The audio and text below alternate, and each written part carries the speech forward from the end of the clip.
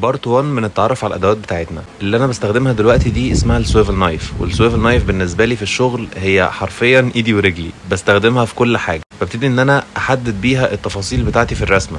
بحددها ازاي؟ زي ما احنا شايفين كده، ببقى بالل الجلد الاول بميه، وبعد كده ببتدي ان انا احددها بالسويفل نايف. بعد ما بخلص التحديد ببتدي ان انا انزل التصميم بتاعي او اضغطه بادوات الضغط زي اللي احنا شايفينها قدامنا دي، اذا كان لو عظمه او عاجي يعني، او قطعه الضفره اللي بشتغل بيها، او السنابك بتاعه الضغط بتاعتي.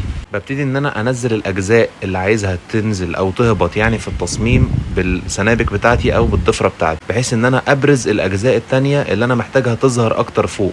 يعني مثلا الاجزاء البارزه زي اللجام مثلا في التصميم اللي احنا شغالين فيه، او المناخير او العين. وده شكل الضفره من قريب، لان اكيد كلكم هتقولوا لي ورونا الضفره، صورها لنا من قريب.